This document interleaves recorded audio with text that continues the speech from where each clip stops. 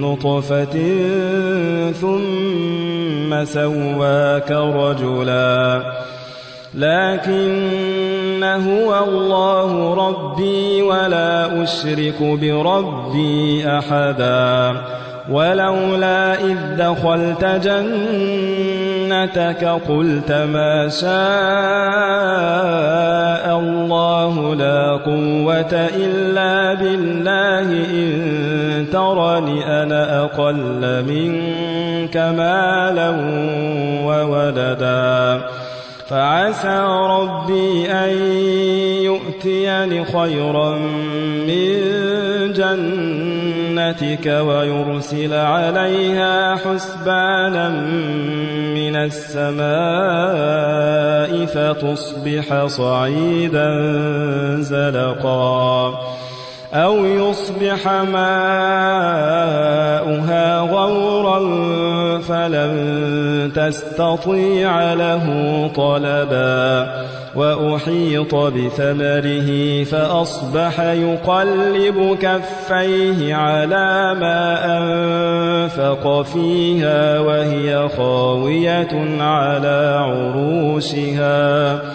وهي خاوية على عروشها ويقول يا ليتني لم أشرك بربي أحدا ولم تكن له فئة ينصرونه من دون الله وما كان منتصرا هنالك الولاية لله الحق هو خير ثوابا وخير عقبا واضرب لهم مثل الحياة الدنيا كماء إن أنزلناه من السماء فاختلط به نبات الأرض فأصبح هشيما تذروه الرياح وكان الله على كل شيء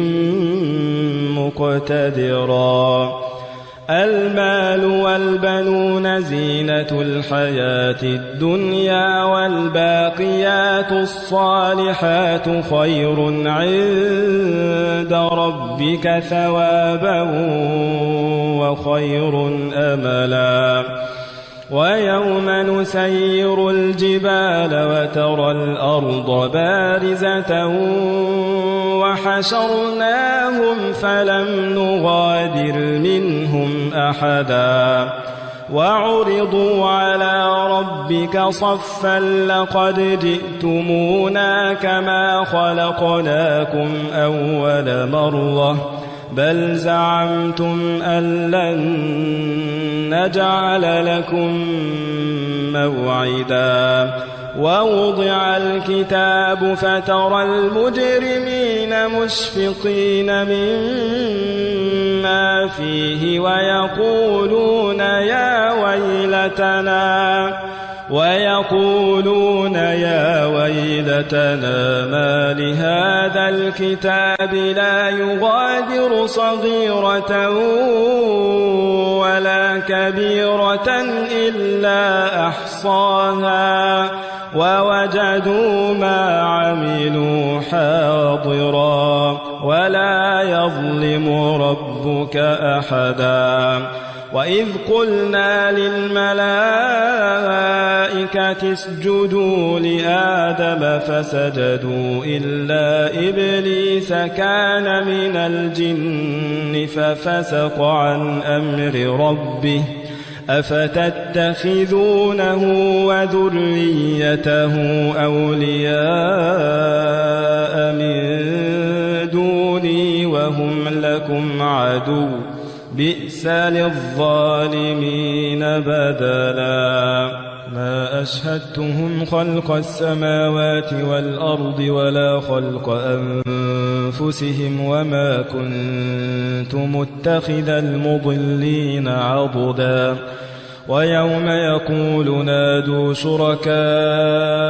الذين زعمتم فدعوهم فلم يستجيبوا لهم وجعلنا بينهم موبقا ورأى المجرمون النار فظنوا أنهم مواقعوها ولم يجدوا عنها مصرفا ولقد صرفنا في هذا القرآن للناس من كل مثل وكان الإنسان أكثر شيء جدلا وما منع الناس أن يؤمنوا إذ جاءهم الهدى ويستغفروا ربهم إلا أن تأتيهم سنة الأولين أو يأتيهم العذاب قبلا وما نرسل المرسلين إلا مبشرين ومنذرين ويجادل الذين كفروا بالباطل ليدحضوا به الحق واتخذوا آياتي وما أنذروا هزوا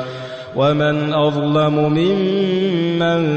ذكر بآيات ربه فأعرض عنها ونسي ما قدمت يداه إنا جعلنا على قلوبهم أكنة أن